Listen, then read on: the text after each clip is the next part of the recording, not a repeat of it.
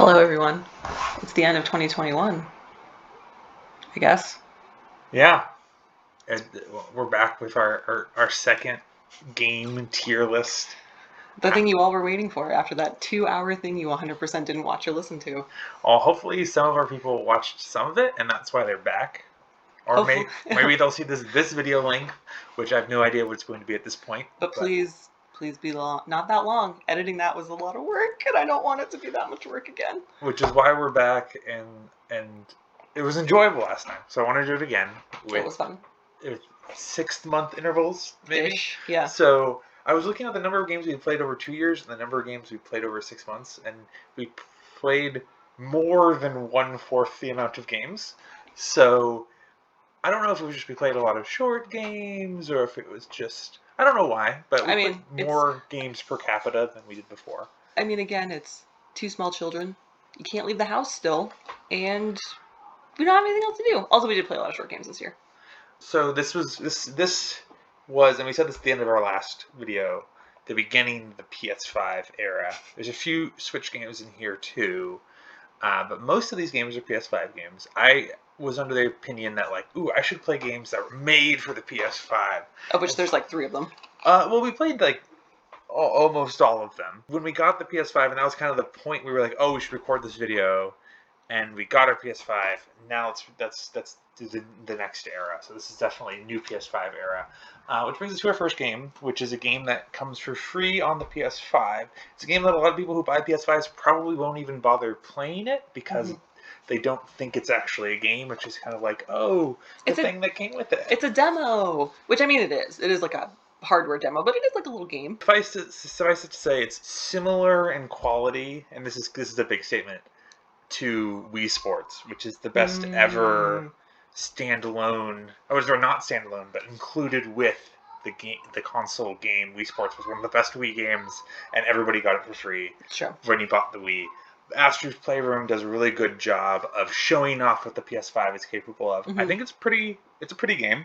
It is very pretty, yeah. It's a little platformer for those who haven't played it because you can't get a PS5, or you just didn't play it because you have a PS5. It's just a little platformer. And it showed that the kind of theme of it is you're a little robot, which is the little guy there. And you're going through these I don't remember the whole plot, but you're going through these various things, and they make you're inside a PS5. You're inside a PS5. And you're going to all of the different components of it. Right. The plot doesn't really matter. No, it doesn't matter. But what's fun about it is it goes through when you're getting the collectibles, because it's a platformer, you get peripherals from the PlayStation 1 era to the PlayStation 2, 3, etc. And then also scattered through all the levels are little references to previous PlayStation games, some of which are really obvious, some of which are very oblique. So that's also fun to try to figure out what's what. Yeah, it dipped heavy on the PlayStation nostalgia. If you owned any or all of the PlayStation consoles before PS5, this is gonna have a lot of feels in it. I remember one of the collectibles you get is a PlayStation 2, and if you go and put it in some display case, and you can go touch it, and it'll do the PlayStation 2 startup sound, and I just felt that in my soul. I was like, it's like going home again. I heard really good things about this game before we started playing it, so I had pretty high expectations, and it met my expectations. I was like, yeah, I understand why people really like it. For those who haven't used the PS5 controller yet, it has some new features that you wouldn't find in older controllers. The rumble is better. The triggers are dynamic in a way that's kind of hard to describe over an audio medium, but this game really shows that off well, and we'll mention other games that also do the controller showing off really well. And that's kind of the point of the demo. Okay, we have this demo for this new console. Wii Sports was showing off motion controls. This game is really showing off the adaptive triggers and new kinds of rumbles that they allow. And again, it's really hard to describe over the audio medium or a YouTube video. I think to start this off, and I hate to do this because this was really crowded in our last video, I think this is a solid B game. Oh, that's funny. I was going to make it an A game. Oh. But to be fair, a lot of the games on this list I don't love. So that's why it's pretty high for me. I don't think it's that high. Fair enough. It's very short. It's too short. I think we literally beat it the day that we got the PS5 or the day after. Yeah. It was fun, but nothing too fancy. Next game was a game that we got with our PS5. It was the very first game that we actually bought it as a bundle because that was the only way we could buy a PS5. And that's Returnal. I really liked Returnal especially in hindsight now that I'm thinking back on playing it. Returnal did a lot of really interesting things. There was a lot of controversy around Returnal because it is a roguelike game and there wasn't a good way to save your progress, and if you die you have to lose your progress and start over. Which in this game is very punishing. Unlike other roguelike games, it can be less punishing. Yeah, and the runs tend to be pretty long, multi-hour potentially, and kind of their strategy was that you're supposed to pause the PS5, which worked pretty well, but I actually had an update in the middle of playing it, and it killed one of my runs. So I really understood. It was a pretty buggy game at first, but now they mostly fixed that. This is a game that probably did the controllers the best out of the advanced controller support the best out of any of the games. One of the key interesting things about it is the trigger, because it's dynamic. If you hold it down halfway, your character would like aim more tightly. It's kind of hard to describe. But then if you pulled the trigger down all the way, you would fire. It makes a lot more sense when you start playing it, but it felt really good. I realized halfway through playing this game, there's no load screens, and that's true for a lot of PS5 games. It's just so fast that, and this is an actiony, arcadey, roguelike game where you get bigger and better guns. A lot of people had differing opinions on the plot of this game. I think you were kind of interested in the plot. But the plot, is interesting because there's a big mystery. So kind of like the plot of the game is you are this woman whose name I literally don't remember, and you crash land on a ship on a planet. Because you're like in, it's like whatever, the future, there's space or whatever. And this planet's like weird. And you go through part of it, you see like your house is there, and you like go in the house and like spooky things happen in the house all the time. And there's like a little kid around, and then you keep finding like your body from previous runs, and you get like recordings of yourself as you kind of are descending more and more into madness. Then every time, you die in the game, or you get to a point where the game like kills you because you hit a story point or whatever, you start back in the same thing. Your ship has crashed on the planet and blah, blah, blah. So it's an interesting mystery. It's all intriguing.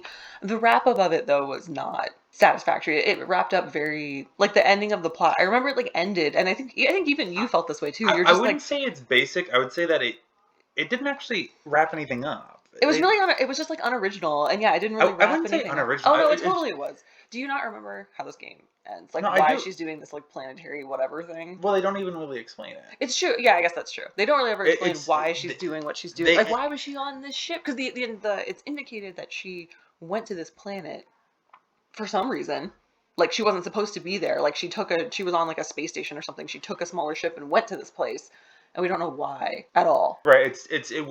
It went on the path of better left unsaid, kind of fill in the gaps of how you see the ending. Right. And there's some implications that, and I don't even know if this is spoilers, that like it had to do with like her family and mental trauma and all these things. Yes. But that's really up for interpretation, and I don't really like it when movies and TV shows and video games are just like, we're not going to explain anything. It's I don't like it either. It's the reader's choice how they want to interpret this. And it's like, I mean, you can do that stuff and still provide something and still give you some type of closure. This game doesn't give you any closure. And as the backseat gamer, I don't know. I wasn't really into watching it that much. It was just kind of spooky sometimes, which I don't really like spooky things. There's just a bunch of like shooting gun aliens. What did Shelby on Girlfriend Reviews say about this game? Oh, that it's like Christmas lights diarrhea or something. That is definitely accurate for what is a part of this game. It's a bullet hell. This game did a lot of really interesting things. It was a pretty unique game. I know you'll probably disagree with it. This is a game I would put in the A category just because I think it was so unique. I don't really think it was that unique, but you can. I was going to put it below Astro's Playroom, but you can do whatever you want. But I also like platformers. But this game's also a hard game. This game's not for everyone. I can put it. I'm gonna put it in A because I don't know how many A games we have. Maybe we'll redo it later. After that, we're like, okay, let's give the PS5 a rest. I mean, more specifically, we had played all the games on the PS5. No, that weren't that's like not MLB true. The Show. That's not true. Fire Emblem Three Houses game came out a few years ago. I never played it. I have played Fire Emblem Awakening on the DS, which is a good Fire Emblem game. I kind of knew what to expect gameplay wise. I've never played a Fire Emblem game, so my only exposure to it is I knew it was like a turn-based strategy game. I knew it was that, and I knew that Japan freaking loves these games because every time they make a Smash game, they put like 27 Fire Emblem characters who all look the same and are all really boring looking and all just people with swords, but clearly it's a thing. So that's all I knew about it. Is there's a lot of people with swords that look the same, and it's a strategy game. Yeah, I was severely disappointed in this game. I Oh, thought. we did the so this game, sorry. This game has 3 routes you can do. So we should specify. We did the golden deer route is the one that we did. So if you Yeah, played the game, that means something to you. We did in the picture there's like a blue guy and a red girl and a yellow guy. We did the yellow guy's route. And maybe I will in editing put a big picture of Claude, my bae, up on the screen. That's why we picked him.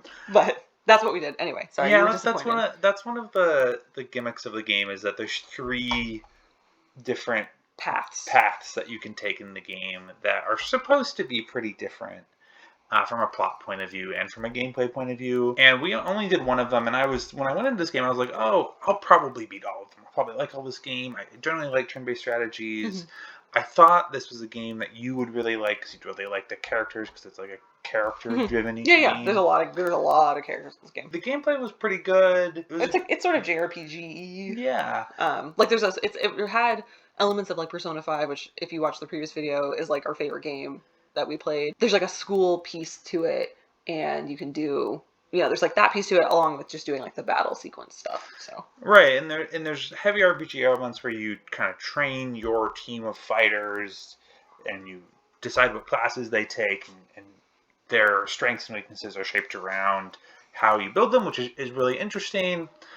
But at the end of the day, the writing and the animations and the characters just weren't that good. There were so many characters, and the only one I can like really remember is the one that everybody loves with the brown hair, who was like the character you have to have on your team because she's just really good. And what was her name? Dorothea. I remember all the characters' names because I mean, you played the game, but well, no, because I care actually. I'm sure. And I guess this is like a spoiler, so maybe I will put a spoiler warning. But like whatever. And there's like a time skip in this game, and at one point, they all kind of like go to war against each other. And at one point, you're like fighting against the other 2 teams, and the idea is like, oh, you're killing these characters that like you went to school with and up-leveled your bonds with, and like I literally didn't care. I'm like, oh, well, who is that guy? The whole time never were attached. You were never attached to the game. You just didn't like the characters, except Claude. I only liked Claude. Well, kind of, but even so, I thought you'd love this game. When I started playing this game, I was like, oh, Ashley's gonna love this game. It's all these characters, but no, the characters weren't interesting. They weren't. They were very bland. I enjoyed the game. And there's too many of them. And the route we went, but I had no desire to go back and play through the other routes. I did some research, and the other routes were all pretty similar. Yeah, they weren't that different. I think there's kind of a backstory of they went through and did one of the routes really well, and then didn't have time to finish the game and make 3 unique routes, since they kind of copied and pasted a lot of ideas and gameplay. So there's a lot of overlap between the different routes. So at the end of the day, disappointed in this game. So, in conclusion, I think Fire Emblem's still a good game. I think I'd put it below Astro's Playroom. I don't think it's Is it C? Is it C? Is it top of C? That's my question. I can see the argument. I think I was just so appalled by the production quality of this game. Wasn't there some weird? There must have. Oh, now I remember when you were like running around the school. The graphics were so bad.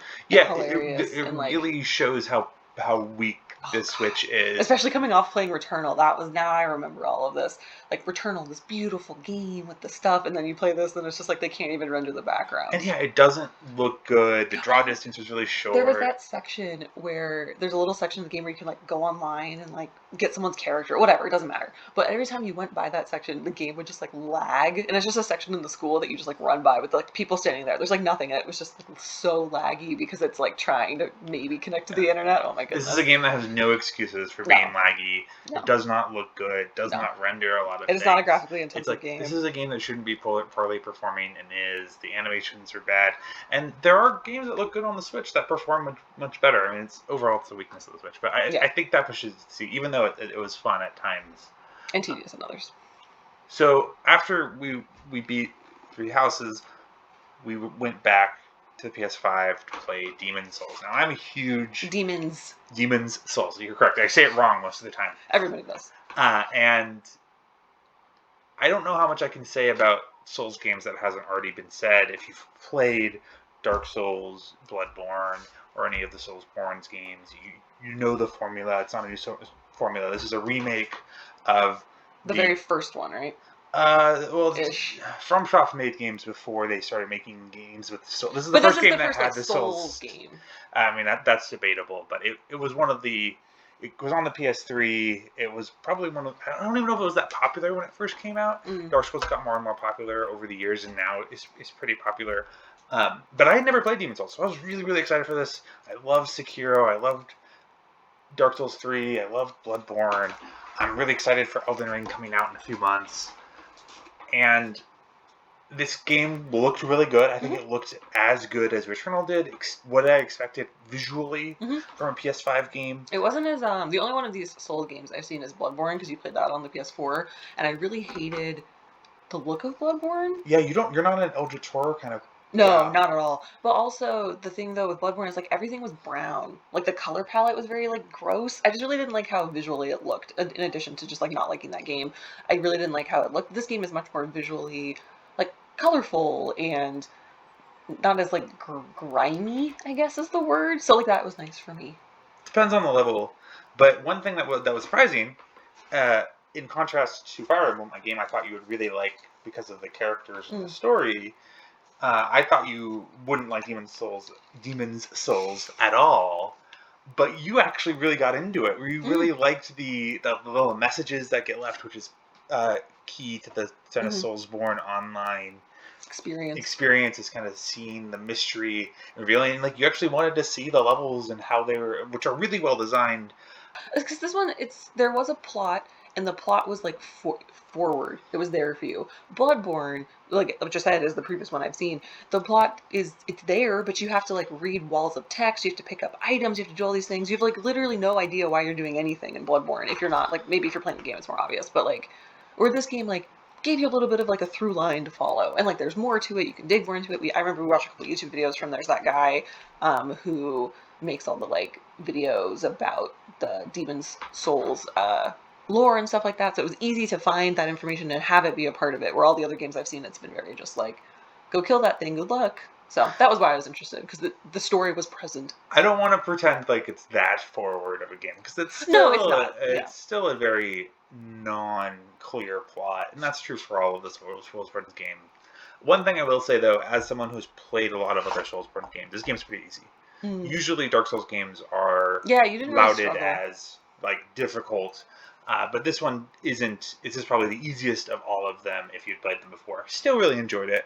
I tend to not want to put too many games in A, but I really like this game. Sure. And I would put this game as an A game as well.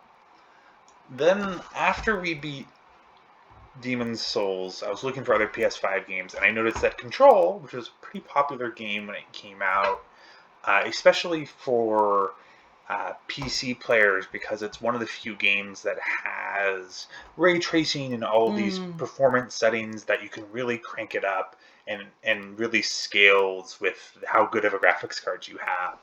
And they upgraded it for PS5 so that the version that you play on PS5 is different and frankly performs much better. So I was excited. I was like, oh, this game will be able to take advantage of the PS5 hardware. I haven't played it yet. Let's buy this game and see how it does.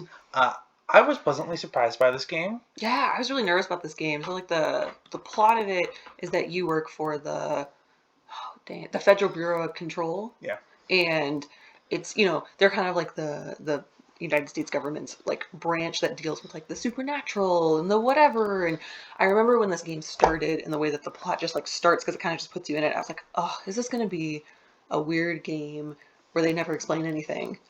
And no, that's not how it was.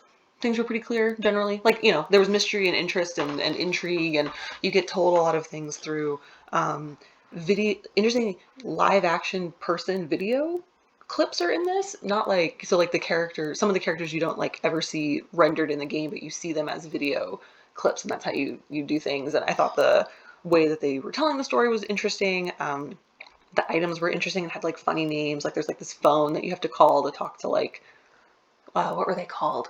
The board. And the board is sort of like probably aliens or something. It's kind of unclear, and it was just, I don't know, it was fun. Like it was just a fun story. I thought they did their like federal sort of thing well. I would say Control's plot was pretty basic. It didn't do anything that interesting. It was like True. generally supernaturally stuff. Generally pretty predictable. Like Men in Black style kind of thing, right? But I like that kind of thing. The story was better than I expected. I didn't think the story would be interesting, but it actually was interesting. However, the gameplay was kind of repetitive and boring. Yeah, it was pretty repetitive. If you ever played Alan Wake, which is the other game that the creators of this game made, same problem I had with Alan Wake is by the end of it, they don't evolve the gameplay enough.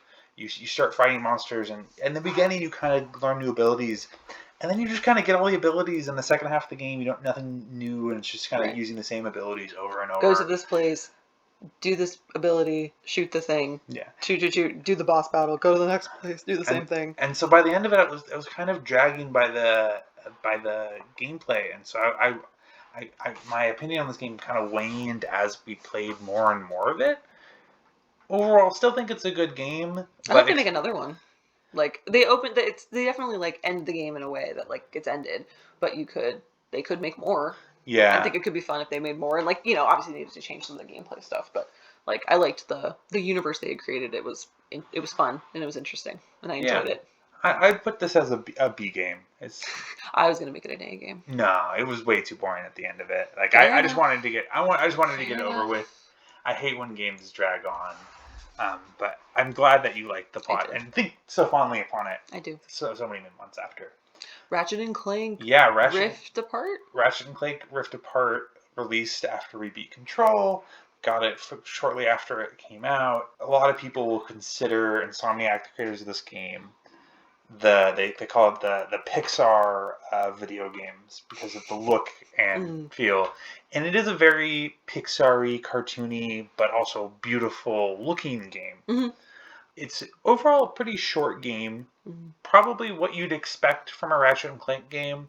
They had, because this is a PlayStation exclusive, they had some controller support in the way that the guns worked. Ratchet and Clank's biggest strength is always like using interesting guns to go through platformery levels. This was another game that I thought you were gonna like more, and you didn't seem that interested in it. No, I wasn't really. I don't know what it was. I didn't like the. Well, I guess the remake doesn't really count that they did last year. The like blatant movie tie-in game. Yeah, because last time I totally forgot about it. We played the remake Ratchet and Clank from 2016. I just don't like. I mean, I didn't even play this game. I just don't really like shooters. And so I also remember, like, back in the PS2 era, I played original Ratchet and Clank, which I had fun with because it was a platformer. And then all the previous ones were like, here's some guns and have fun. And I don't know. I just wasn't really into this one. I can't remember why. Maybe that's part of it. It was just kind of bland storyline-wise. Yeah, the story, they rehashed one of the villains that was in the older Ratchet and Clank. They didn't do anything too interesting. I think this was definitely like, oh, let's have a safe... I think this was probably intended to be a launch game for the PS5 and came out months later because of COVID and such. Enjoyable game, but I'm going to be honest, it wasn't too memorable and didn't really stand out. Unlike Control, which I felt like dragged, this didn't feel like it dragged. I think I basically 100% of the game. I like 95% of the game. Like every single gun I didn't get like the last 5% of like annoying collectibles, but I didn't need to. I was like, oh, I did everything in the game. It was an enjoyable experience. It looked pretty cool. Oh, it was Rivet's Robot. Rivet's Robot's storyline was dumb. It was so dumb. And I can't even remember the details, except that it was dumb. I mean, I remember it, and I won't go into too much details, but like, it's a kid's-ish plot. I guess it was just that it was a kid's plot. And it was very much one of those things that's like, if you had one conversation, you would have resolved the plot, instead of like, this whole thing we had to go save the day or whatever, Maybe that's what I was annoyed about. It's like, I'm not a child and I played this game. Yeah, I don't know why you came into watching this game so critically and you're just like, this plot is dumb. I'm like, I don't know, it's a fun cartoony game. Sure. Like, it's for children. I don't know what you're expecting from it, Ashley. But yeah, I think this puts it in... I honestly think it's pretty comparable to Control. I'm tempted to say that it's... I don't know. I liked Control better. I'll put Control above it just because I think the story's more interesting. I think people who are more casual video gamers will like Ratchet and Clank, and that's kind of who it was for. Yeah. It's It's interestingly, it's a game that hasn't really gone on sale very much since it came out. I'm sure in a few years they'll be giving it away for free. Worth playing, I think, but I don't think you need to spend a lot of money on it. No. Uh, Ooh, Donkey Kong Country. I forgot about this one. Yeah, No, Tropical Freeze. No, it is called Tropical Country Tropical Freeze. I think that's the full name. Yeah, it's the pretty full name. big name for it. This is a game that was originally on the Wii U. They remade for the Switch, as they are wont to do. Just and like they did Pikmin 3. charge people Full price. full price for it. But I never played it on the Wii U, despite having one. And I had pretty high hopes for this game because I always really like Nintendo games. But I learned, which is something that I kind of already knew about myself when I played this game, is that I'm not really a fan of 2D platformers. I like 3D platformers, but this game was a game I didn't like as much as I thought I was going to. This game is really hard. Like I didn't realize how difficult it was. For a game that feels very targeted at kids. Yeah, and it in a sense, it goes back to the old Nintendo DNA of hard 2D platformers. Like, people kind of sometimes forget that 2D Marios are also really hard. It's true, yeah. Like, all the old Marios, even the newer ones. Well, the thing about, like, Super Mario Odyssey, or, like, Super Mario Sunshine, even, and Galaxy, is, like, there's hard stuff that you do in that game if you want to complete everything and do all the stuff. But if you kind of just want to play the game and have fun, the sort of mainline story is definitely achievable, and then there's enough sort of offshoots that you can, like, get some stuff. And you're not going to be able to get anything unless you want to do some hard stuff. This game was very, like, the mainline story is hard. Well, this was like that too. Except, the mainline story was hard, and then there was more offshoots of stuff that was even more hard. Right. And this was a game that I think you're intended to play in 100% everything. There's like collectibles in each level. You need to collect the Kongs. You need to try to get through it, and if you do all the collectibles, it unlocks more extra levels. And usually I'm somebody that tries to 100% games. And I felt like I wasn't playing it correctly because I wasn't getting all the collectibles because it was so hard and frankly frustrating. Yeah. Like I didn't think it was that fun. It wasn't like fun. Replay the levels over and over to 100% them to unlock the few extra secret levels. So I beat it. There was fun and interesting boss battles. I thought some of the environments were interesting, and so there was interesting gameplay ideas in there. But I think and like I consider myself pretty good at video games. So the fact that like maybe I'm just not good at 2D platformers. Maybe that's it. Yeah, it just wasn't. It wasn't very whimsical either, or like I remember what this made me think of was the DLC for the Mario Rabbids game, which was Donkey Kong themed, and that was like way more fun than this was. And partially it's a different type of game, but like just like the plot of that was more fun than this one was. So yeah, the plot was pretty uninteresting. I think this firmly puts it in the C range. I don't know if I put it above. I'd below Three Houses. Yeah, if only just because it's a rehash. And Three Houses at least had like other stuff going on. Yeah, they're very different games. It's kind of hard to compare them. But so the next game we played was Spider-Man Miles Morales. I was excited to play this game because it was a game that was enhanced for PS5. The first Spider-Man was fun. The first Spider-Man was fun. I remember enjoying that. I heard that this game was more of a DLC than a whole new game. Which is true. How it feels, like, I mean, it's the exact same engine. It's the exact same map. They added a few different abilities that Miles Morales has that the original Spider-Man did. But it really is not a huge jump. It feels like a sports game where it's the next year. Not as much like this whole new game, but they were selling it at full price. Luckily, I was able to get it for cheap. But still really enjoyable. Yeah, it was fun. I had a good time. The story is, it's like a superhero movie story, right? I also really liked that they did Miles Morales as Spider-Man. Miles Morales, for those who are unfamiliar, is a Latino black kid. So it's like cool to have him be like the mainline superhero. I think his plot, like the storyline they had for him, like his mom was running for like a city council seat, I think, or to be the mayor or something like that, was like cool. And like they were in a different part of New York, and it was just like, they really like, not that they amped it up, but they just like made those traits about Miles be just like part of the game. And like Miles Morales also is like an artist and like does music and stuff, and so like that was a big part of the game too. And I liked that they went into that and actually like took advantage of those character traits and like were showing that part in the game versus just being like, here is another Peter Parker like game, And the writing was fun. It was funny. Spider-Man's always a quippy character, but Miles is quippy in a different way than Peter, and like, I don't know, it was fun. I liked that part of it. I'm excited for the next one that's coming out that's going to have both of them in it. Yeah, and that one's going to be a true sequel unless like a DLC. Yeah. This is a game that I did completely 100%, and I Yes. think I still beat it in a few days. Yeah, it wasn't that. It's not a very It's long a super game. short game. This game, the creators of this game is also Insomniac, who are the creators of Ratchet and Clank, which it's amazing that they make two totally different games, both and really high production quality. Comparing it to like Three Houses, Three Houses was just so laughable. The animations were bad. Both Ratchet and Clank and Spider-Man Miles Morales, top quality. One thing that Spider-Man and Ratchet and Clank have in common, which I kind of just said, is that they're both really short. Yes. But it didn't feel like it dragged on at all. I think it would have if they made it longer, so I'm glad there wasn't more. I feel like they could have done like one more act. Because the storyline is a little like, basic and gets wrapped up. Because they could have done like one more act in like the middle and maybe had something a little more interesting happen. Or they could have done another like DLC thing. Like one more mission. Remember the very last mission you do is Miles Morales' dad is dead in the game and in the comics as well. And you do this like kind of the last mission you do after you've like beaten the story is you go around town and like collect these like music things with your dad, and like that was really fun. It'd be cool to have like done something like that, just like one more thing like that. I'd rather it end too early than drag on too late. They do wanting more. The last decade of video games has been the open world games became really popular, and way too many games have way too many collectibles, and so I will appreciate a short, sweet game. Don't think that pushes it into the A's. I think it's the top of the B's is where I'd put it. Also, is this the game that got our daughter super into Spider-Man? No, but she did like Spider-Man. Yes. That was ultimately the show. I think I really got into it. There's a little like toddler Spider-Man show. So moving on. Yeah. This is a game that doesn't have a enhanced version for the PS5, but we never played the Uncharted DLC game. I don't know if we call it DLC. It's kind of a standalone expansion to Uncharted 4. 4.5. Yeah.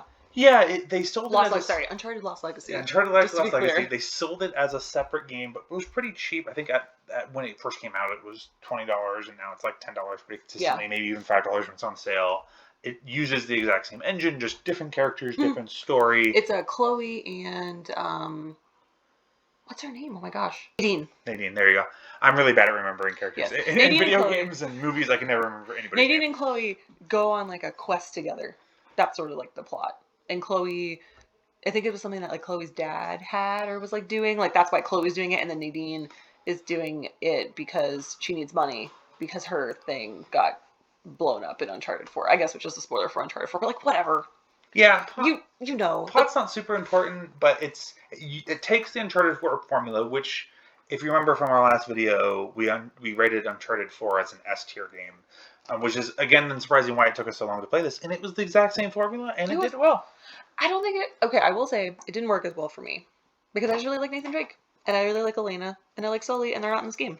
That's which is true. the point. Which is like the point of this is like to not have them in the game. Like that's not But I missed them. I wish that they had been in this, and that Nadine and Chloe couldn't carry the game for me on their own. I still really enjoyed it. I thought on the theme of what we talked about with Spider-Man, it was short, it was sweet, it was to the point. The plot was interesting and dynamic enough to keep me engaged, but didn't drag on too long. Unlike Spider-Man Miles Morales, they didn't pretend this was a different game. It was very much like, oh, this is just a continuation of it. I liked this more than I thought I would, which I don't know why I didn't think I was going to like it, because I liked Uncharted 4 so much. I didn't think I was going to like it, like I said, because it wasn't Nathan Drake. Because it's not like a mainline Uncharted game. It felt just like we're just going to, here's another thing that we made because we could, give us money please, right? And it is a little bit that, but it wasn't completely that. They put in effort. Yeah. They tried. One thing that was a little jarring after playing so many PS5 games, since this was a PS4 game that we played on the PS5, the graphics did look dated. Oh, I remember saying that. I remember being like, this game looks so bad. When I think I said in our previous video that like Uncharted 4 like looked super good. So like the irony is very funny. And I don't think it actually has bad graphics. No, it's not just at all. In contrast, shows you that the really PS5 heavy is really games, strong. which especially Demon's Souls and Returnal. But I still think I'd put this in the A game. I think this is a game that you wouldn't. I remember when we played this, you're like, I think this is the best game we've played so far. Really? I remember you saying that because I thought you really enjoyed this I'm game. gonna trust you because this game left no lasting impression on me. And it was short, and I understand why that is, but I still think. I mean, it's better than Returnal. And we're I really don't like Returnal. I'm sorry. Yeah, Returnal's a gameplay-driven game. This is a more story-driven Yes, it was. one. Though, I mean, the strong suit of Uncharted is that it always mixed story and gameplay really, really well, and I think that did that as well. But too short to really bump it up. I got to put it at the bottom of the A. Is back on to one of kind of the sub themes of a lot of these games are older remakes. Yes. And you see Skyward Sword HD for the Switch. Correct. Somehow, even as a Nintendo fan, I never played the original Skyward Sword. And I don't remember why. Oh, I don't know. It wasn't like intentional. No, like we were in college and I remember this game was coming out and we just like both weren't interested in it. And I don't remember why. Like what from the ad didn't capture us or something. But whatever. We played it now. We bought it full price because we're like, we've never played this game. And I guess we'll shell out the money, Nintendo.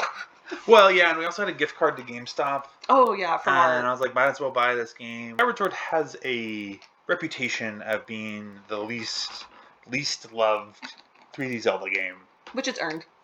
Which is understandable after playing the game. Yes. I should say the Switch version, I think they made an updated version of Skyward Sword back in the day that fixed some of the terrible things of the like original Skyward Sword, like gameplay wise. There was like something with saving or like whatever. So the Switch version is like the updated, better quality of life one, just to say. Yeah, there are some quality of life changes in it that I didn't play the original ones, but I imagine were pretty good. I don't want to say it was like totally game changing. Just looking at screenshots of the old game, it looks so different. Oh, Skyward Sword was a Wii game, and Wii to Switch was actually a big jump because I think it was like 14 or 480p or whatever the original one is, and now this one's 1080p, which makes a big difference. It's like watching clips on like an old CRT TV, and I'm like, I don't remember it looking that bad. I don't know if you ever watched like old clips. And so this was HD. I mean, I was saying this about Fire Emblem. Switch games never look that good, so I'm going to say it looks that good. But at the end of the day, like, it's still a good Zelda game. Like, and my overwhelming sentiment when playing this game is even the worst Zelda game is so much better than the average game. It was still a really good game. Sure. No, yeah, it was. The story is whatever. What's really interesting about this game, so this is the game that came out this is the Zelda game that came out before Breath of the Wild. So there's this game and then there's Breath of the Wild. Obviously there's a lot of time and stuff, but you can see the like beginnings of things they do in Breath of the Wild in this game. Like some of there's like the health bar or something. There's like the stamina bar. The stamina bar is in this. The more kind of open world experiences in this. It's interesting. The night and day cycle stuff. Which I guess they've had in other Zelda games, but it was interesting to see, like, you're like, there you go. I know exactly what that is in Breath of the Wild. Similarly, as you will see, like, ideas of Odyssey come up in Super Mario Galaxy 2, you definitely saw ideas of Breath of the Wild here in Skyward Sword.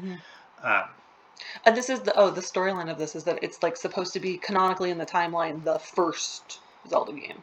Right, like, the first thing that launches the whole long-term whatever. And Breath of the Wild is supposed to be like the last one, the farthest future one.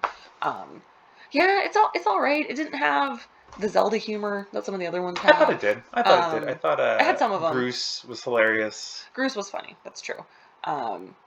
Zelda's in it a little bit more than she is in most of the other ones, so that was cool to have Zelda. I like the characterization of Zelda. I don't know. It's fine. It's just like it's fine. I'm surprised. Nintendo has something about Nintendo games I just love. They always make all the levels fun. I think there's some of the annoyances of Skyward Sword they kind of patched out. The motion controls are, from what I hear, much better on the Switch than they were on the original Wii U. The motion controls are bad, so... Yeah, there's still some frustrating motion control things in there, but I still think this is an A game. I would put it... Maybe I'm just a total Souls... No, I think you're probably right. And, as with any tier list, I think the exact placement on the tiers is super important. But yeah, I'd still put it up, Nintendo stands all the way. So this next game was actually 3 games. I combined them. Oh, thank you. I didn't do each of them, and I don't know if I'd have anything to... They're all kind of the same. Not true. Well, I mean, to talk about. Yeah, and so this is the insane trilogy of Crash Bandicoot 1, 2, and 3. These were all original PS1 games that they remastered a while ago. And they were available. This was a PS4 game that I just never played, and I was like, oh, this was included in our PS Plus subscription, Right. so I was like, oh, I'll play it. Well, you should say, I started playing it because as a kid, I had Crash Bandicoot, and I tried to play it, but Crash Bandicoot, if you've never played it, is really hard. The first one particularly. The first one particularly is very hard, and so I was like, I am going to try to do this, and I couldn't do this when I was a kid. They're all really hard. And it's so unforgiving, and it's so, like, just hard, and unfun hard. They get better as the 2 and 3 are definitely better than 1. 1 is super brutal. This is another game similar to Donkey Kong Country where I think the levels were intended to be 100%ed. Yes, there's a lot of little secrets and collectibles and things. You're not intended to just go through it once and beat it. There aren't really that many levels. Each of the games are pretty short. If you get stuck on them because you're frustrated and you do the same level for multiple hours, it'll take a long time. But if you kind of get the hang of it, you can beat each game in one sitting. That's like not too hard. Yeah, the speedruns for this game are like 2 hours or something. They're like for like 100%, yeah. For all three of them combined or something like that. Right, with the speedrun. Again, much like Donkey Kong Country, I didn't want to frustrate myself redoing these levels over and over. I'm not a huge fan of just replaying the same levels over and over. It's something kind of an old school vibe thing to get more out of games that I'm just not a huge fan of. So I ended up playing all of them. They got better, but not all at once. I should say we played these interspersed. Yeah, I played the first one, then played one game, so I went back and forth not to overload myself with Crash Bandicoot, and they were enjoyable enough to play. But yeah, I don't think either of us have too high of an opinion of this game. I think it goes to the bottom of the C tier. Yeah. The next game, A Plague Tale: Innocence. Was the PS Plus game, a game I had no intention of playing, but I saw it. I saw some people on Reddit saying, oh, the game's actually pretty good. So I tried it out. Surprised that you got into it. I did, a little bit. That's true. And because it's kind of a horror game ish, yeah. Yeah, it's a game that is very, very story driven. It's set in 1300s France. Yeah, medieval France. I don't want to pretend like I know the year. During the Black Plague. Which is and you follow oh my god, who's the girl's name? You play her. What is her name? I remember the kid's name is Hugo. She's whatever. You're a girl, and you're sort of like you're like a lord's daughter or something, so you've like got some training or whatever, and then like you have a younger brother named Amicia, yes, that's her name, and then you have a younger brother named Hugo who's kind of like sickly. You don't really like spend that much time with him sort of as the game starts, and then like weird stuff starts happening in your town, like these rats all come up, and if the rats get you, it's like really bad, and like people die, and like your whole family gets like killed basically, and like but your brother is like special, and something's up with your brother, and so you and your brother like run away and then go on this big adventure, and it turns out your brother's got like these special powers or like whatever, I forget, well, I don't forget, but to not give away all of the details, like he is a special kid, and so you're trying to, Amicia and Hugo are trying to like go together and like get to safety and do that kind of thing. Amicia's like 16 or something, and that's kind of like the plot of the game. It's a lower budget game, if I recall. It's not from like some huge studio. Yeah, or whatever. I wouldn't call it lower budget, just it's like an indie game or whatever. Yeah, non AAA game. The gameplay does a good job of melding in with the story and action. Not a super long game. The gameplay is stealth. Yes. Stealth, actiony. Yeah. I think as a package just went really well together. This is another game that was upgraded for the PS5, so it looks really good. It did look very nice. The voice actors were good. I think they were voice acted by like kids or younger people certainly, and they were fine. They were also all French, so they had a fun French English accent, which was cool. And you don't see a lot of games set in like medieval anything, plaguey anything. So that was cool. I think they're gonna make another one, or they're making another one. The way that it ends is definitely like there's more, and also the title of it kind of indicates that I think that there's supposed to be more. But it's a little spooky. Not too spooky. I had spooky moments. But I'm excited for the next one. I think enjoyed the game, enjoyed the story. Thought the gameplay melded with it. Not super revolutionary or anything, but totally enjoyable game. Yeah. It's nice too. The other thing, so everyone in this game that you play or really like interact with is basically like a kid, like a teen, and it really comes together like with how the skills work and what you do and things like that. Like no one's like some unbelievable badass, you know. I mean, Amicia is a little bit, but that's just because she's like the main character. But she that was nice. It was just nice. It was just nice that everybody was like average and middling, and nobody was like so amazing, you know, kind of a thing. And there's there's a little bit of a supernatural element, but Yes. it makes sense with the story. Yeah. Yes. I would put this solid B game. I even put it above Astro's Playroom. Yeah. I mean, Astro's Playroom is a demo, so the fact that it's better than Control and Ratchet and Clank is unfortunate for those games. So the next game we played was actually a game that won the Game of the Year at the Game Awards. Not that I want to pretend like I give a shit about the Game Awards, but in a year of not a lot of big new releases, the game that won is It Takes Two, a co-op game. A true like couch co-op game. This was by the same people that did A Way Out. A Way Out, which we played previously. And we put in the C tier. Yes, because it wasn't good. The two-player dynamics were very gimmicky. They didn't feel integrated and fun. They felt, like I said, very gimmicky. And the story was stupid. This game, the two-player mechanics, excellent. They mattered. You worked together and that mattered. And it wasn't just like a gimmick. It was clearly like thought about. And the story was very good. And it was fun. And it was whimsical. And it was magical. So like the plot of this game is there's, I don't remember their names, so whatever. There's a husband and a wife. And they have a kid. And they're going to get divorced. Because they're just like really unhappy together, and you know they don't want to be together. And so their daughter like sees this, and obviously she's whatever, like 8 or something, and she's really sad that her parents are going to get divorced. And she has these little dolls that she's kind of made of them, which is what you see in the game cover. And she's like really sad, and she like cries on the dolls, and she like wishes for her parents to like, you know, work it out and like get back together and like not get a divorce. And then you, as the parents, are put into these dolls and now have to like fix your relationship. And so one of you plays the wife and one of you plays the dad, and you go through all these various levels and are helped along by a book of love to like learn how to do it better. The plot's kind of corny and funny in a way that is enjoyable. Not surprised by the praise that this game got, but if I'm going to be honest, the gameplay was a little basic. It was a lot of just like simple platforming, a lot of you go here and press X, I'll go here and press Y, and then we'll take the thing down. There was a little bit of puzzling, but nothing like too super interesting. When I compared this game to like Portal 2 co-op, which very, very short co-op campaign in Portal 2, but like that was really interesting.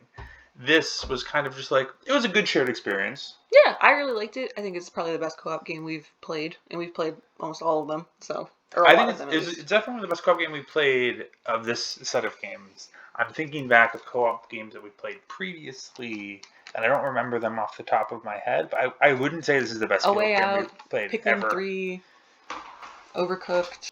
Those are kind of like the main ones. I think Takes Two is the best one. I feel like we had more fun with Overcooked. But that's partially because of the game. You know, like just the game style. It's a very different style, but this game, I think, rests on the plot a little more. Yes, certainly true. I enjoyed the game. I think I enjoyed it because it was with you. Does that make it an A game? I mean, for me, there's 3 S tier games on this list, and this is one of them. Really? You think this is all the way S tier? I just had a lot of fun. It was fun to play it together. I will say, I played the girl character, obviously, because I'm a girl, and that's just the choice that I made, like the person that I am. And it probably is intentional from the developer's point of view. The girl character doesn't have to do quite as much difficult gamer stuff as the dude character does. I was much more the one who was waiting at a place while you did a thing. That's not true. I think it's pretty fair on that side. I'm not saying like you had to do all of the work. I just feel like I did less of the work.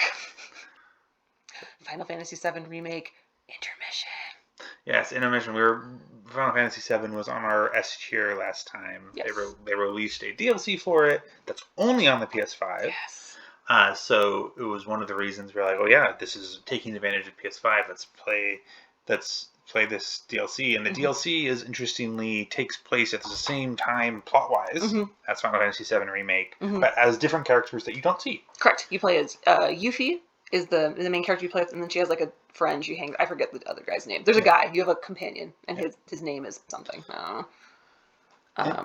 And as a reminder, we've never played Final Fantasy VII, so I don't know anything about Yuffie's plot line from the original. I know Yuffie is like a character, and I think she eventually joins like the main party, but I know that I don't know anything about her plot line. I love Yuffie. Yuffie, number one babe, waifu. She's my favorite. Number one, she beats Tifa, who was my favorite previously, but I love her. Not an Aerith fan. Aerith's fine, but she's kind of basic. I love Tifa and Yuffie. They're my favorites. Yeah, this was fun. It was very short. Yeah, definitely kind of surprise ending. Like, oh, it's over now. Yeah, it doesn't advance the main plot really at all, which is not unsurprising. But you kind of get to the end of this game and you haven't really, nothing much more happens with Cloud and friends. I think you get like a little bit with them at the end, but not a whole ton happens. Yeah, if you played Remake and you like this game, I think you'll like it. Eventually, they'll probably release Remake and Part 1 and Part 2 in this in like a big thing together, and this is something you should definitely play, not something that you should skip. I would agree. It was enjoyable, but it was, again, kind of a one-sitting thing where you're just going to play it. If you like JRPGs, if you like Final Fantasy, not something you would ever play standalone without playing Remake. Correct, yes. But gameplay-wise, plot-wise, story-wise, all right along the lines with Final Fantasy Remake. It's very similar to Uncharted Lost Legacy. Mm-hmm. But this one had more of a point, I guess. Yeah, but also has kind of the same downfalls as Lost Legacy, which is that it's too short and kind of... It's the same. Doesn't really get going, or right when it feels like it's going to get going, it just ends. Yeah. So that... Still an S tier game for me. Really? I would not put it up. But that's just because I love Final Fantasy VII Remake, so... I'm glad you like the story that much. I'm glad you like Yuffie that much. She was cute, but I don't think I can allow this one to go to S tier. Acceptable. I can accept that. It's S tier in my heart. Monster Hunter World. I hated this game. Yeah, Monster Hunter World was available as part of our PS Plus subscription. Mm-hmm. It's a game that a lot of people really, really like. Yes. And so I kind of had high hopes for this. I'd never played it, and I was like, sure, I'll give this a try. I fully understand why people like this game. I think you need to play this game with friends. That is one of the big benefits. You cannot play this game alone. Obviously you can because you did, but I think you missed a major part of the experience by not playing it with other people. And I was incredibly bored by it. Yeah, it didn't really ever click for me. Like, I beat it, I still did the plot. Right. I didn't get the DLCs for it, but yeah, I guess I didn't really find why people like grinding it so much. I agree. Like the monsters, and I come from a world where I really like Demon Souls, and I think interesting bosses and difficult bosses can be really fun. I didn't really find any of the fights that difficult, so there was like 2, and there's a lot of this game that those were the random missions. Those weren't even the plot bosses. Right, and there's a lot of interesting traps and bombs and stuff that I never used in this game because they didn't seem necessary because the fights really didn't seem hard enough. And I looked online and a lot of people actually said, oh, this game's actually harder with more people because they scale it up. It's actually easier if you play it by yourself. And so yeah, I didn't really click with me. Didn't really find. Could have been a really good multiplayer game if I had people to play with, but with a hectic schedule with kids, I know I can't. It's really hard for me to line up my schedule to play with other people. So yeah, I liked it enough to beat it, but it definitely dragged by the end. It didn't really click with me, the RPG-ness of it. So yeah, I think this kind of falls. I'll put it below there, somewhere about there in the C tier. Yeah, probably. I don't think it's an F tier game. Totally understand why people might like it, but it wasn't for me. Not in this kind of time and place. Final Fantasy 15 Royal Edition. Yeah. You would think, dear listener, watcher, that we would have loved this game. You would think that this is the game that's, and I was like, oh, I have a couple S-tier games. You'd think that this is one of them. Oh man, is it not? This is one of the few games we didn't even finish. It's true. I knew going into it that this was a game that critics didn't really like. Almost every game we play are games that are critically acclaimed Generally. Generally. This is a game that was critically panned, but I was like, we really like Final Fantasy, we really like JRPGs. I also thought that this game was critically panned because it changed the formula for the Final Fantasy games, right? This is one of the first ones, because this came out before Remake did. This is one of the first ones where you're not, it's more open world, you're not doing turn-based fighting. Like, this was the first time that changed the Final Fantasy formula, and I just thought that people just didn't like that, and they were just, like, review bombing it because it wasn't a classic Final Fantasy. No, it's just not good.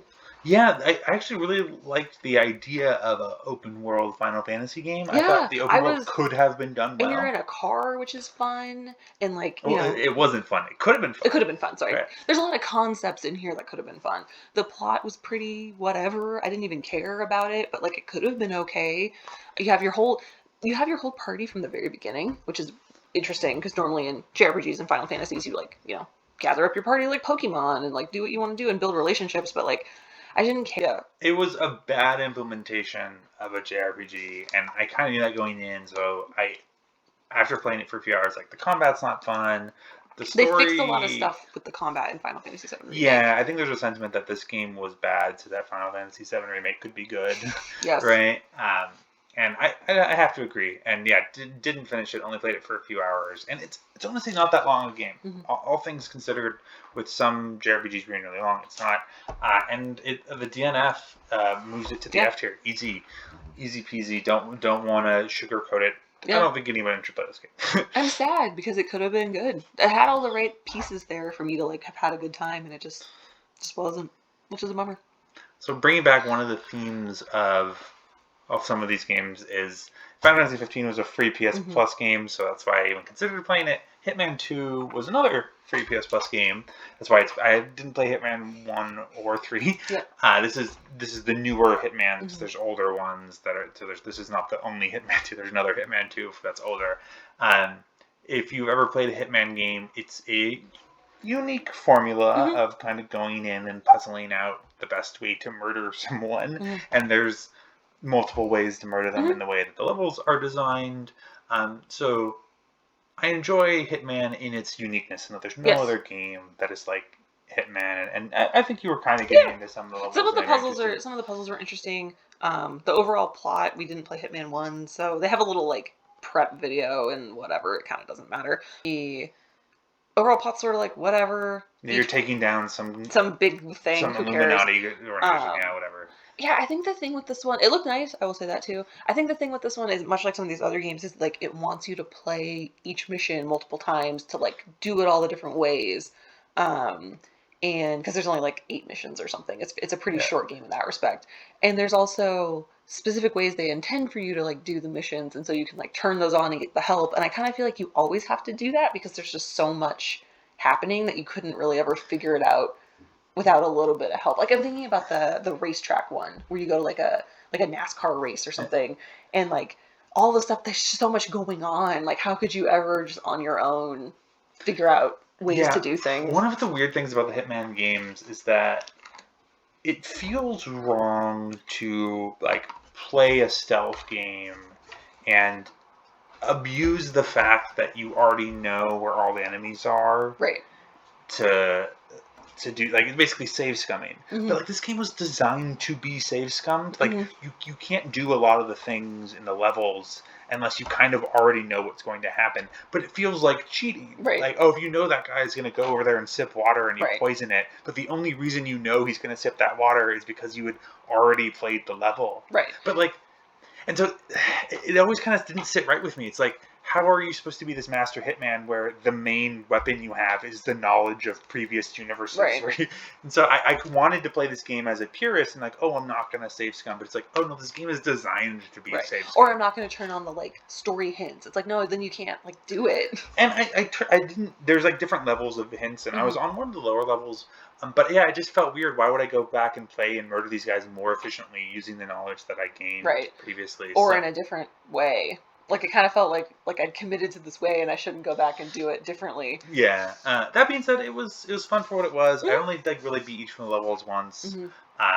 There's some like funny and wacky ways that you can murder people.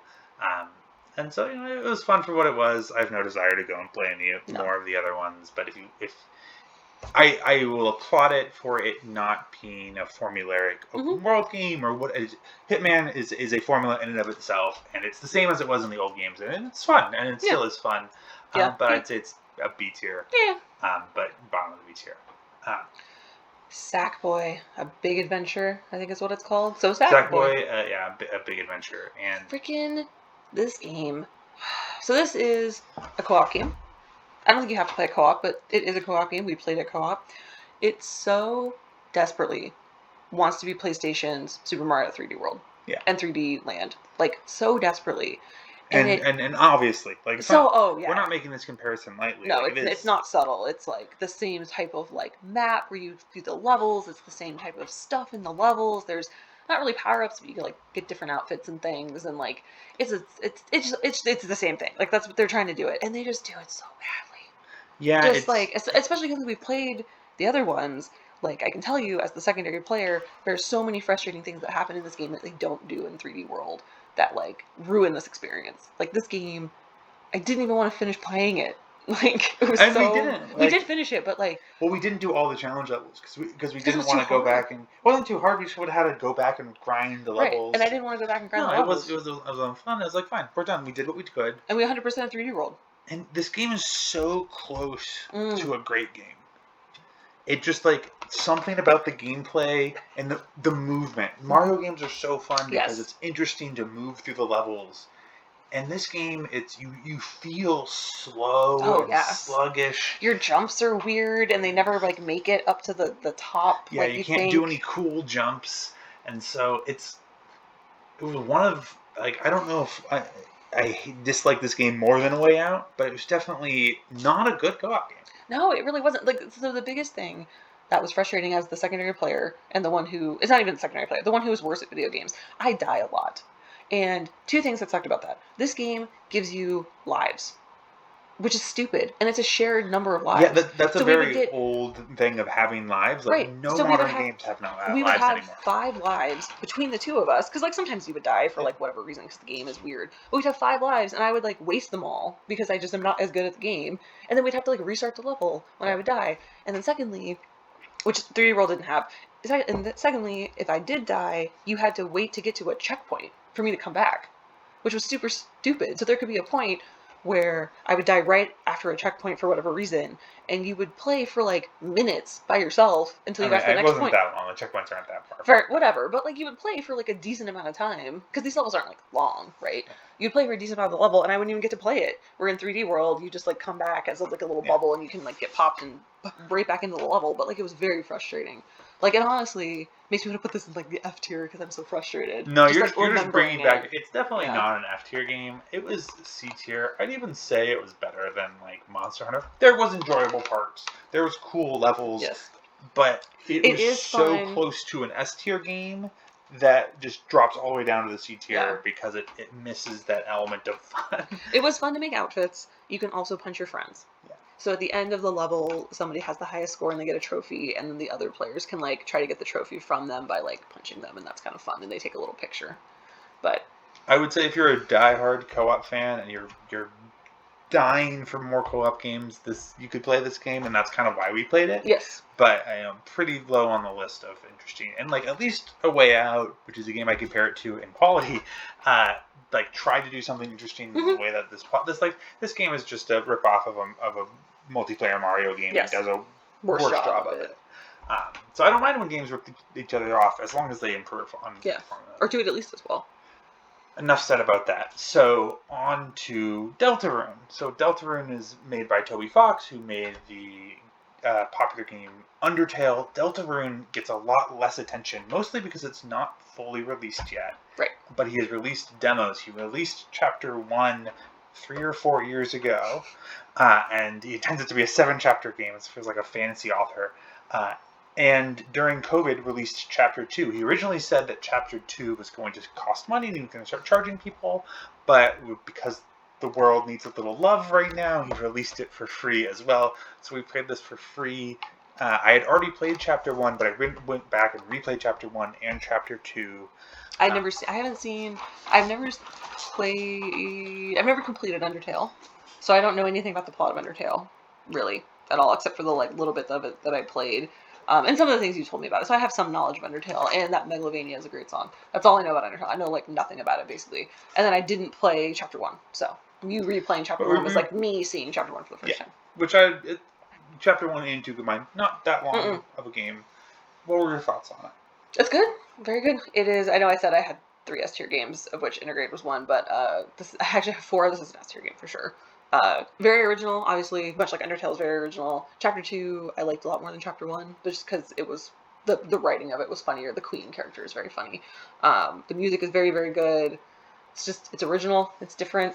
The story is really interesting because it's, obviously it's not complete, so I don't know how it ends, but it's very like it's just interesting. You are, you live in the real world and you go to school, and after school one day with like your sort of like bully, basically, you get sucked into like a alternate world with like monsters, and then you have to kind of like go through and do things. But there's something interesting about that. Yeah, if you haven't played Undertale, I would recommend playing that first. If you have played Undertale and you've never heard of Deltarune, you're not alone. A lot of people are in that, but I liked Undertale enough to follow this. Go play this game. It's so good. It's free. It's an anagram for Undertale. It's an anagram for Undertale. It's got such good music.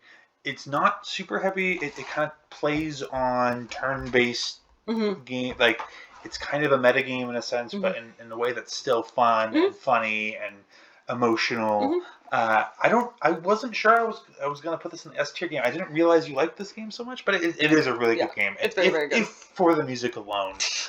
But the game, it really has no real weaknesses.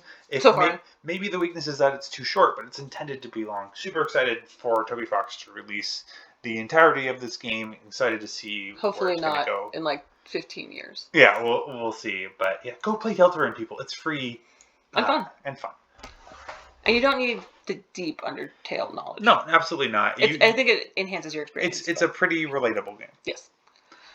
Yakuza like a dragon. So, to preface this, we have played none of the other Yakuza games. Right, but despite that, I didn't know. I heavily suspected when we started playing this game that we would like this game. I was really, really excited to play this game. And it has a PS5 upgrade, which is one of the reasons I wanted to play it. But the style of JRPG I was like, I think this is going to be a game we really, really like. Yes, and it was very fun. I really, really liked it. It is my other S tier game. We don't have to talk about that yet. But like Yakuza Like a Dragon. So if you've played any of the previous Yakuza games, it doesn't matter because this has nothing. It's related to the. It's previous, a reboot. It's a reboot. But like the main character is Ichiban. He has really nothing to do with any of the previous ones, like the previous main character guys. So like having no knowledge of the Yakuza franchise is fine. There is clearly fan service in this game. So if you have played any of the Yakuza games, you will recognize things and whatever. But if you haven't, it's whatever. It's a whole new kind of deal. Ichiban is super great. He's super fun. Kind of the plot is like in the 80s, I guess. The 80s, yeah. Ichiban is, whatever, like an 18-year-old or 20-year-old or something. The year is 2000. It's 2000, yeah. And he is in a Yakuza family, and, something happens, and for his Yakuza boss, he goes to prison for like 20 years. Which sets us to modern day. And so he gets out of prison, and now he's like, I'm gonna get back in my Yakuza family, and they've all like abandoned him. And right, it's a pretty silly plot of just the main character goes to prison and somehow is so detached from the outside world that it's like an amnesia plot, like he doesn't know what a cell phone is, but it's like it's for plot reasons, and but it's like fun and silly. It's so that you can experience the world as if you had never seen it before, which is what a video game is like. And the main character has also seen it for the first time because he was in prison, even though it doesn't really make sense that he'd be that clueless. And so he's like destitute, he doesn't have any money, and so he like ends up with these like homeless people and all the other kind of cast of characters you like pull together and do. And what's fun about this game too is Ichiban really likes Dragon Quest, like the Dragon Quest series. And so as you're playing the game, he's like, as they say in the text, like, he has delusions about all the people that you're fighting. So in like reality, you're just fighting like dudes on the street, but how they like stylize it is like, oh, it's this big, big guy who's gonna hit you with a bat, and like, oh, this guy's like a dragon. And it's worth saying this is a game that has no supernatural elements, but everything kind of looks fantastical because the character is canonically crazy. Yes, which is pretty funny. And like, you get different, like, all your characters can like take different jobs, and they get like silly outfits and have silly like attacks. Like one of the characters becomes like a J-pop idol and like has like a microphone and like hits you with it. And like obviously in the reality of the game. She's just like swacking you with her purse or something. But like it's funny in that regard. And yeah, it was a good story. Like it's a fun little story. Like I said, there's a lot of fan service. So if you know the Yakuza franchise, it was still enjoyable even without knowing the fan service. Yeah, they give you enough background in the game to just like know who people are. And be like, I think that guy's important. I think the top line for this game is, if you like JRPGs, this is a good one, and it's slightly different from some of the traditional ones. Definitely, this one's not as good as Persona 5. Correct. But it was definitely the best JRPG that we've played since Persona 5. Mm. And not as critically acclaimed, but yeah, good modern JRPG. Have high hopes for it. I'll let you push it up to F tier. I probably would put it more in the A tier, but I know you enjoyed it so much. It was really fun. The characters were really fun. I assume they're going to make more in this. With Ichiban as the main character. I think Ichiban's going to have more games made for him. Yeah, which is cool because I liked him a lot. He's really fun. The other characters are good as well. Like they're different. They're interesting. They get stuff done. I liked it. So on to Deathloop, which came out relatively recently. PS5 exclusive, hilariously published by Bethesda, which got bought out by Microsoft. Mm. So the makers of this game are technically a Microsoft subsidiary that is making it exclusive for PS5. The creators of this game were the ones who created Dishonored. If you ever played Dishonored, a stealth action game, Deathloop was kind of lauded because it's a time loop game where the goal of the game is in one day, mm-hmm. in-game day, you are supposed to murder all of these people on an island. But if you die, you go to the beginning of the day, and everybody is in this big time loop. Right. And it's very similar, and this is kind of a spoiler, but who really cares at this point, of Outer Wilds, mm-hmm. the indie game that came out a few years ago that was very critically acclaimed. And like this is a stealth shooter action version of Outer Wilds instead of a space exploration version mm-hmm. of it. This was another game that didn't quite reach its potential. No, it didn't, for sure. The storyline is Like the style I really liked. The writing is funny. Like the characters are fun. The characters are fun. The look is good, but it's also just very like Compared to all the other PS5 games, and this is a PS5 exclusive, this was probably the worst looking of them. It was like cartoony, but it's just like intentional though. I didn't think it looked good. It looked fine. It wasn't like bad. But it was stylized for sure. It was stylized, and but you can have, comparing this to like Ratchet and Clank, which is also stylized. Like I think Ratchet and Clank looked like a movie. This didn't look as good as I think it should have.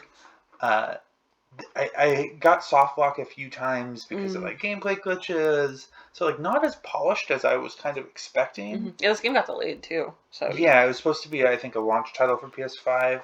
Overall, I still had fun with the game. Yeah, I mean similarly, I didn't like Outer Wilds. I think for the same reason that I didn't like this one.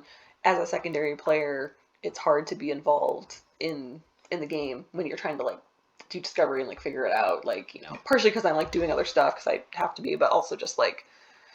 The point of the game is the discovery. You weren't as engaged in this game. Right. And I wasn't the same with Outer Wilds. Like, I think I would have more fun playing, like, this game, and, like, would be more engaged with it, but, like, as a secondary viewer, it's, like, whatever. I didn't really, mind or was that interested. Yeah, and, like, at the end of the game, too, there's, like, this whole big moment at the end of the game where there's a character that you have to kill, and it's supposed to be, like, this emotional moment. It's supposed to be this, like, I think the intention of it from the writer's perspective is like, this is supposed to be like a difficult choice that you're going to make and like blah, blah, blah. Didn't care at all. I was like, oh yeah, that's the thing you have to do. Well, like, I think this game has the same problem of what we talked about with Returnal, which is that it doesn't really explain the ending very well. And it's kind of like up for interpretation what you think is going to happen.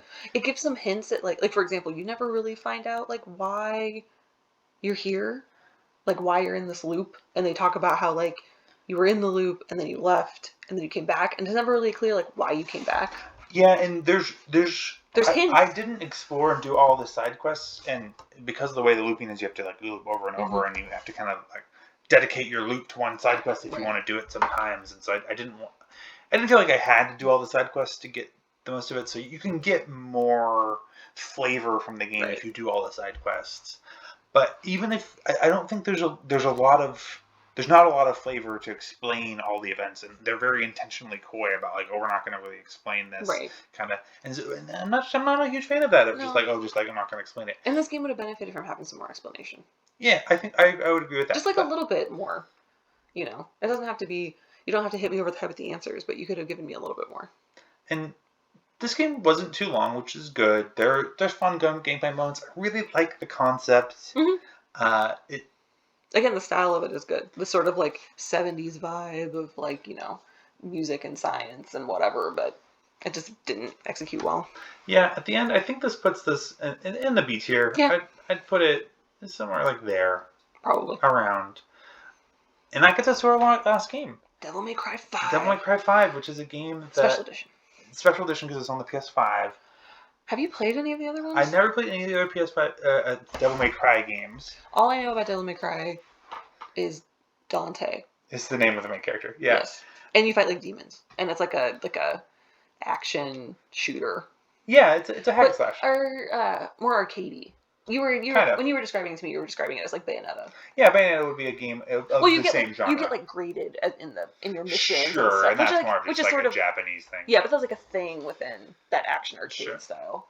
Yeah, and at this point, I basically played every PS5 game worth playing, and this was a PS5 game that had come out that I hadn't played yet. So I was like, oh, I'll go ahead and I'd trade it for it pretty cheap. So it was an easy game to get access to. Came out in 2020 at this point. It just didn't click with me. Yeah, I also don't care. Like, so there's three. You can kind of tell from the cover. There's three characters. There's Dante. Yeah. Who you don't play as. You do later on. We just didn't get that far. We haven't played as Dante. Yeah. This is Devil May Cry game. Why am I not playing as Dante? Anyway, I wanted to play as Dante and we didn't. 'Cause that's like to me the point. V, who's interesting, and seems interesting. He's sort of mysterious. I think you were like just about to start playing him or whatever, but never played him, so whatever. And then there's literally the guy you played the whole time, and I do not remember his name. Nero. So that guy. I don't know, he's missing an arm or something. And the plot's completely unintentional. I mean, like, this is a game where it's like, oh, you're supposed to feel cool, right? Like killing demons and stuff and doing combos, right? And like, I don't know, I'm just not a fan of hack and slashes. Yeah, and so I don't think I'm gonna finish this game. No, and this kind of game's just not for me. Yeah, it's kind of the plot was kind of boring. You have your van lady friend who's like your mechanic or whatever, and her accent. She has a southern accent in this for some reason, and it's awful. Yeah, it's just like so. There's some silly Japanese-ness of it, but yeah, gameplay. Yeah, just not a fan of. Just not into actiony hack and slashes, which is weird because I feel like the kinds of games looking at this final tier list, and I'll put Devil May Cry in the F tier because I don't think I'm gonna finish it, which is sad because I again similar to like Monster Hunter World, I'd understand why someone would like this game. Yeah, but certainly. I didn't even really like Bayonetta that much when we played it those years back. But you played both of them. It's true, and that's because I don't know. I at least Bayonetta was silly because she had like long hair and was a witch, and her shoes were guns. And Devil May Cry is silly at times. So don't get me wrong, but yeah, the gameplay just isn't as engaging. But there it is. There's our 2021 tier list, winter edition, as I'm calling it. You know, going into this, I didn't think we were gonna have any S tier games, and look at us. I was unclear, but you really pushed all of those S tier games. I have to say, Ashley. Well, it's fair. I feel like you kind of have to have some S tier games within your games, but you don't have to, especially if you do it every 6 months. But there'll probably be another one. I don't know what we're playing next. Nothing is really planned. We'll see you in 6 months ish. Oh my god, this is less footage for me to edit. Praise the sun.